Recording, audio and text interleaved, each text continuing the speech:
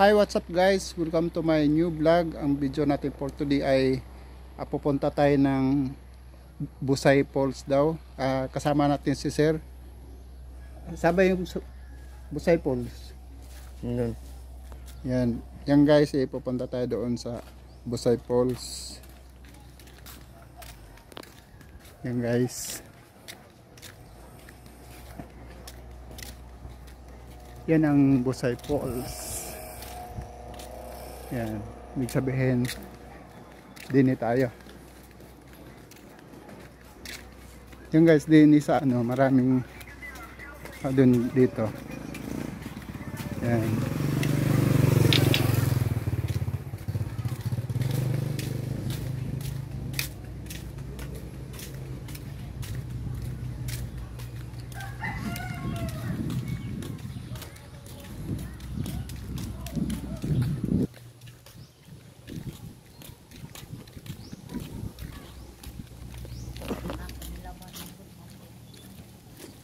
Yan guys, itong kabaan na itong na to, papunta to ng Busay Falls. Kung kayo ay pupunta dito sa Tudela sa Busay Falls, pwede kayo maglalakad papunta doon sa area kung saan yung Busay Falls.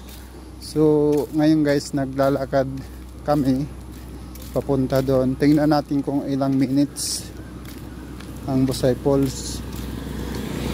Yan guys, sundan nyo ako guys sa ating paglalakad para masubaybayan natin yung kung gaano ka layo from highway. Yan guys, yung dito guys,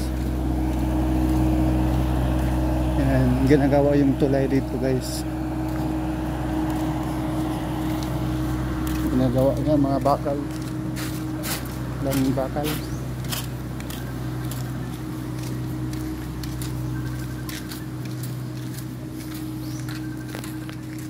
Yung ginagawa dito yung creek.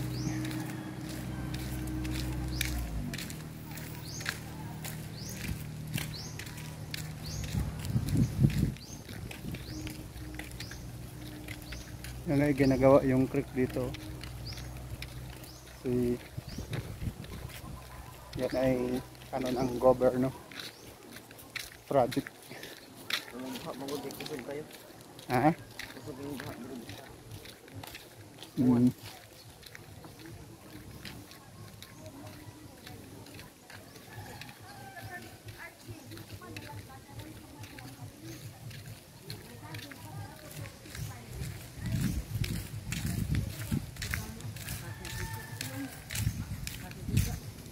Kaon ako nga pusa. Sabi niya, ayun, manihinog. Yan guys, nakita nyo dito yung puro nyug dito ang pangunahin ng tao. Kasi yan ang hanap buhay nila dito guys. Puro nyug. Tuba. Kung tinatawag nila ay tuba. Hindi lang natin maano guys kung ano yung tuba na pagproseso.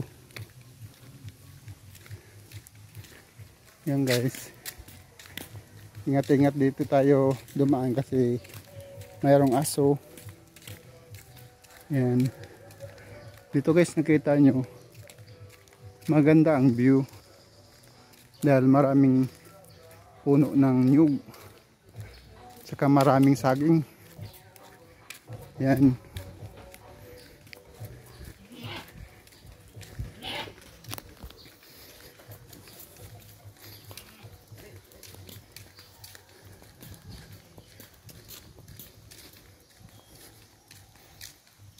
Maraming saging guys.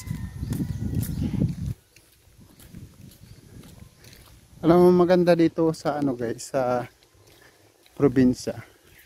Maglibot-libot ka lang eh. Yan. Maglibot-libot ka lang, maganda dito yung mga view. Nasa bundok.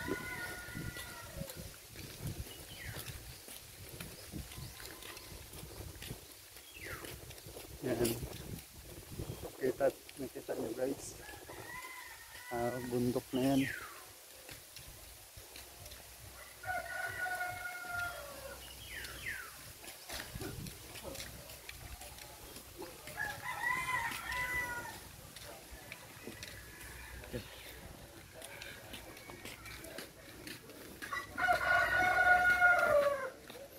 Dugi-dugi.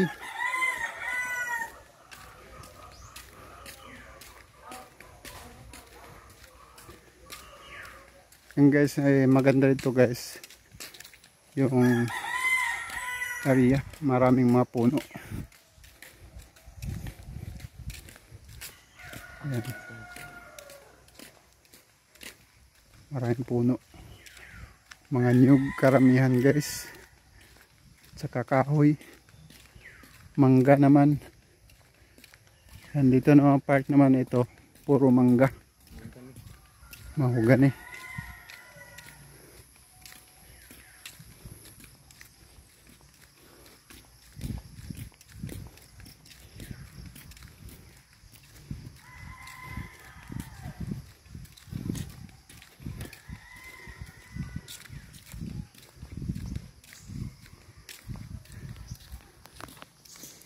Medyo malayo guys yung lakad natin papunta dun sa sa Busay Falls. Tinatawag nila Busay Falls dahil mayroon talagang falls, hindi naman ganong kalakihan, maliliit lang daw, pero subukan natin marating guys para ipapakita natin sa inyo kung gaano ka ganda ang Busay Falls ng Tudela, Camotes, Cebu. Yan guys, dito lakad. Yan guys, dito din pala ang part ng sementeryo, itong side na to. Sementeryo ito, pero ngayon guys hindi na to pinapaano, condemn na po ito ngayon, hindi na ano ka ng mga yan, ito yung luma na cemetery.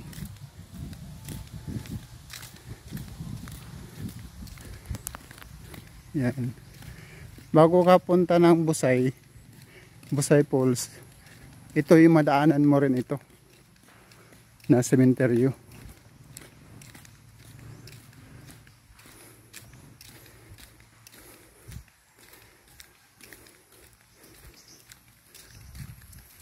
Guys, maganda dito yung view.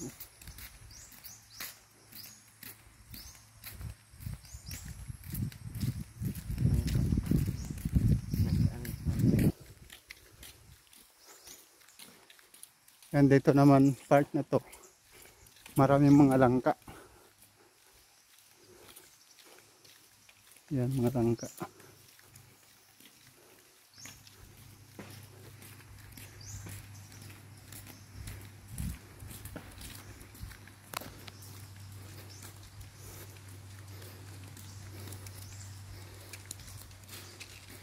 Yan, medyo malayo-layo din pala guys yung yung Busay na tinatawag nila.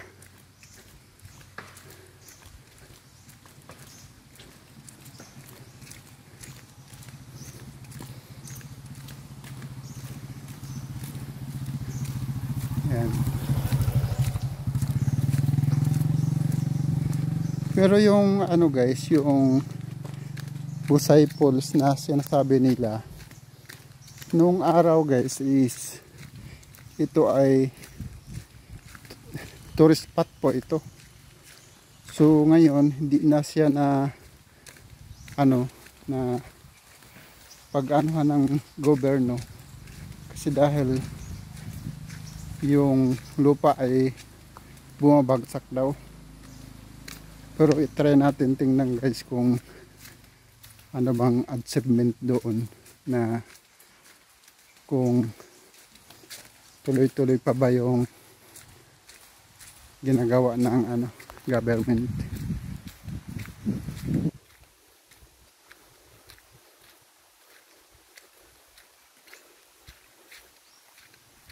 Bago ka punta ng Busay Falls, mayroon ka madaanan dito na yung tatawid ka muna ng, ang tawag dyan ay sapa.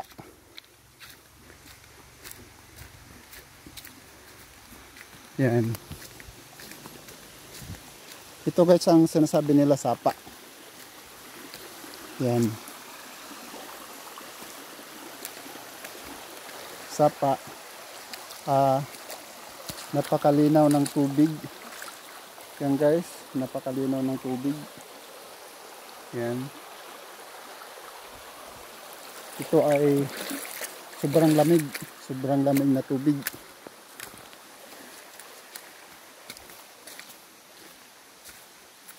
Yan guys. Ito yung daanan na guys, papuntang falls. Hindi siya gaano kalaki na daan dahil ito ay property ng government, so hindi na siya linagyan ng mga simento.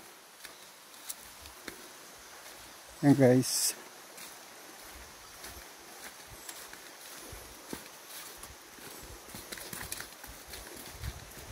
Alam nyo ba guys, pag nandito ka sa bundok nakatira, napakataas ng paningin mo dahil maraming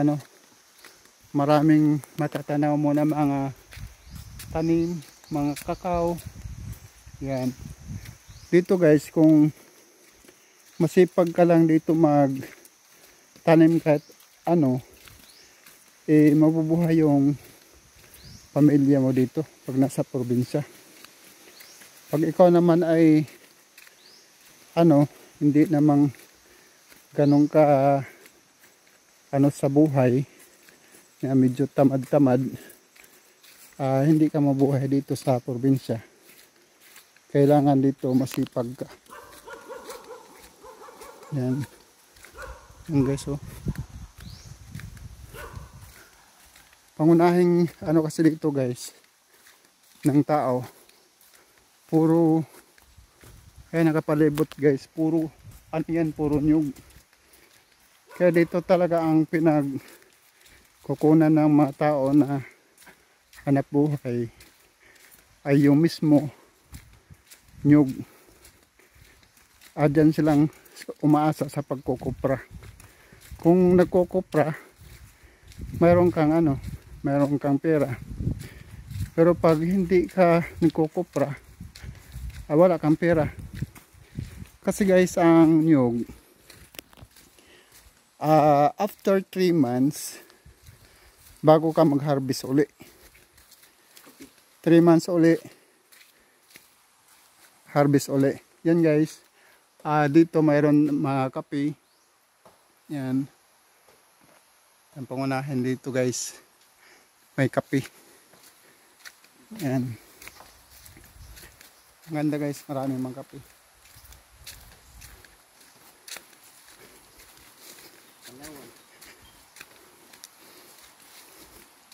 Saka dito guys, maraming dito na magtatanim ka lang. Yan. Maraming gabi. Yan. Mga gabi yan guys. Tatawid tayo ulit ng sapa bago marating natin yung yung falls. Yan guys. Yan.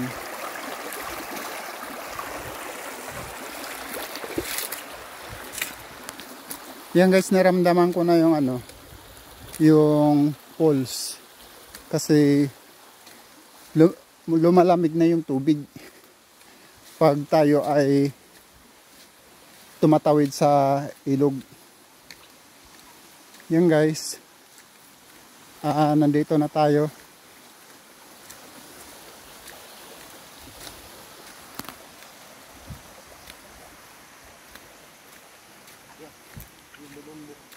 Hmm? Yan guys, yung ano guys, kawayan. Dalawang klase ang kawayan. Mayroon siyang yellow bamboo. Yan, yellow bamboo ang tawag nila dito. Ikaramihan sa kawayan ay green. Ito lang kasi ang ano, dilaw. Sa buong buhay ko guys, ngayon lang ako nakakita na ano, yung yellow bamboo. Ito kayo entrance. Ito yung ano, yung CR nila. Hindi na kasi guys ito na pag anuhan ng gobyerno. So nakukondem na siya, napabayaan dahil wala nang maintenance. Yan guys. Dito yung entrance. Yan. Papasok na tayo sa Busay Falls. Yan guys. Dadaan tayo ng tulay. Yan. Tulay. Tapos yan.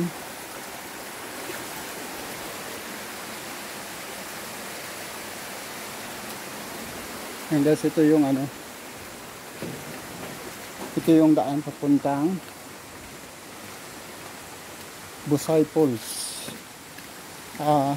Nandito na tayo guys sa Busay Falls dahil ito'y kanina na daanan natin ay entrance. So ito yung falls guys, na ito yung area ng Busay Falls. Yan guys, nung unang ano guys, nung wala pang pandemic, ito yung napakaganda dito guys na area dahil ito ay tourist spot. Ngayon guys, hindi niya na paliguan, na pabayaan na ng gobyerno. Yan, napabayaan na ng gobyerno. Yan. Kasi ang gobyerno, ang inaalala ng gobyerno, ito yung bundok guys. Yan, ito yung bundok. Ngayon guys, ang sinasabi ng government ng Tudela, so ito ay condemn na dahil hindi na ito pinapapasukan ng mga turista dahil sa sobrang ano, sobrang delikado yung area, baka mag landslide. Yan. Ito guys yung dati 2018. Ito guys ang falls mismo ng ano dito guys sa Tudela. Ito yon. Yan o, yan ang falls. Yan.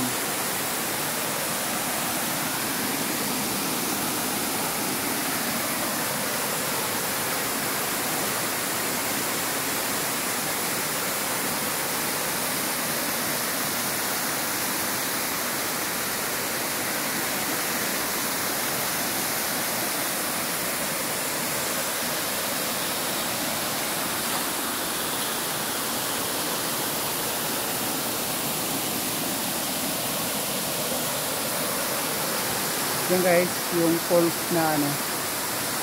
Yan. Ito guys, so nakikita nyo ngayon guys, yung mababaw na siya. Mababaw na siya. Oh. Yan. Nakita nyo guys. Yan. Ito yung tinatayuan ko guys. Ito yung tinatayuan ko dito na area.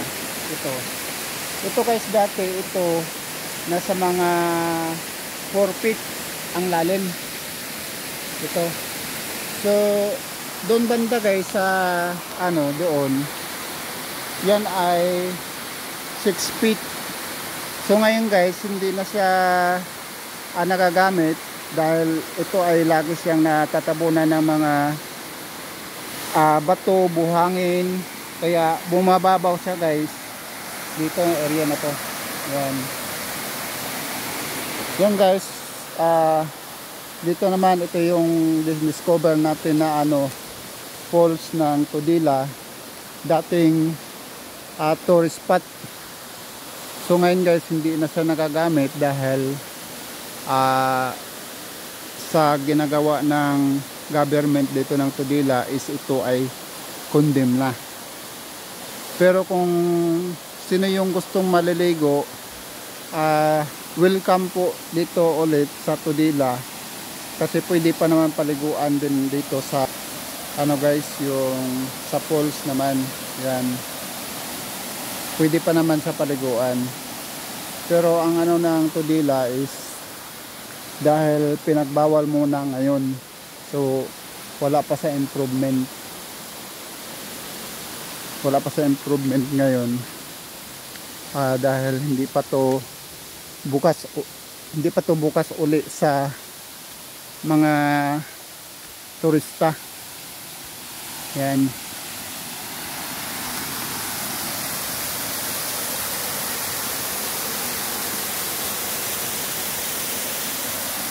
Yan guys, hindi pa ito bukas uli sa turista.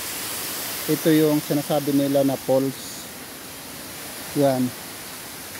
Siguro kung ito i-develop ulit ng government ng Tudela, Camotes, Cebu, amare ito guys na pwedeng babalik ulit ang operasyon para yung mga turista makabalik ulit dito sa tinatawag nila na falls. Yan guys, maraming salamat sa inyong pagsubaybay sa ating video everyday. Don't forget to like, share, comment. Yan guys, maraming salamat sa inyong lahat. God bless.